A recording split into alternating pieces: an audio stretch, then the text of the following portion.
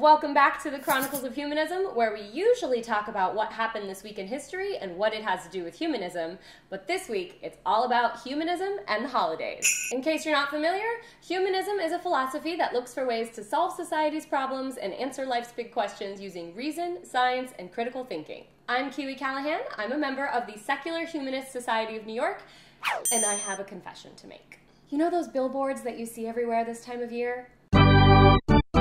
They're talking about me. Yep, I am one of those people who celebrates Christmas without actually celebrating any of the religious aspects of it. Boo! Boo! Boo! This time of year can be a little confusing for non-religious people like myself. Because on the one hand, we have the religious roots of holidays like Christmas and Hanukkah that we don't necessarily want to celebrate, but we have our own family and personal traditions that we don't want to give up. So the big question is it okay to celebrate the holiday season as a non-religious person? Well, I, for one, say yes.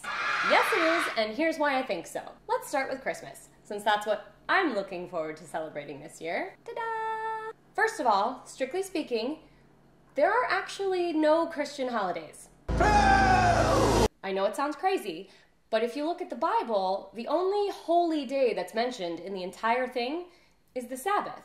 Which is why many fundamentalist Christian traditions, like the Jehovah's Witnesses, don't celebrate Christmas or Easter or any of the other holidays that we associate with Christianity. So where did Christmas as we know it actually come from? Well, the date probably comes from the ancient Roman festival of Saturnalia, celebrated around December 25th of each year. The ancient Roman Christians incorporated a lot of Roman culture into the early Christian church to make it easier to convert people. Saturnalia was a super fun holiday where people exchanged gifts and feasted and drank, and the wealthy were expected to be generous to the poor. Who would want to give that up? So the early Christian priests thought it would be a better idea to infuse the old tradition with a new reason to celebrate, especially since the actual date of Christ's birth isn't recorded anywhere in the Bible, so they weren't technically going against Scripture by setting it on December 25th. The Christmas tree is mostly a German tradition that spread to the rest of Europe and wasn't really incorporated into American culture until around the 1800s. Funny enough, Santa Claus is actually closer to being Christian in origin than most of our other American Christmas traditions. Santa Claus is based on a real person, Saint Nicholas, who lived in ancient Greece and was famous for his generous gifts to the poor.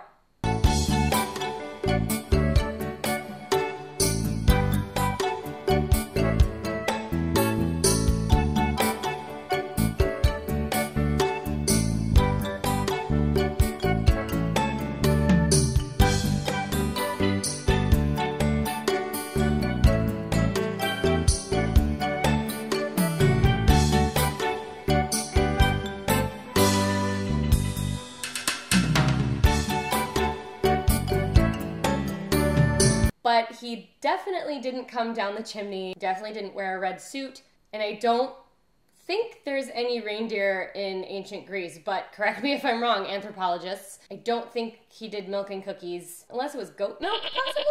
But regardless, most of our ideas about Santa Claus come from the popular poem A Visit from St. Nicholas, published in 1823. Aside from Christmas, there's obviously other holidays being celebrated this time of year as well.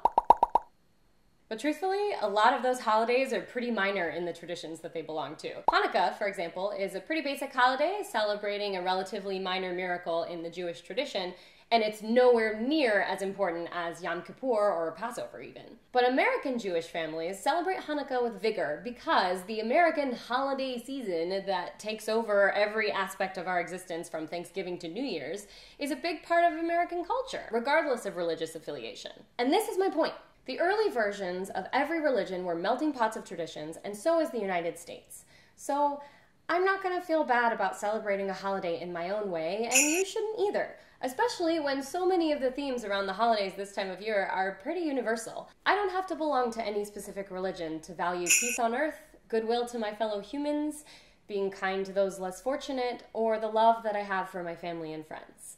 The most ironic thing about this is that the person who best sums up how I feel about the holidays is Ebenezer Scrooge. You keep Christmas in your own way, and let me keep it in mine. Anyway, Anyway, if you're interested in finding out more about how humanists celebrate the holidays, please visit our website at www.shsny.org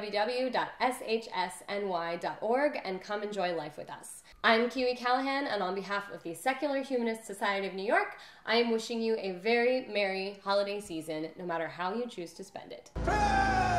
Thanks for watching, and until next time, stay curious.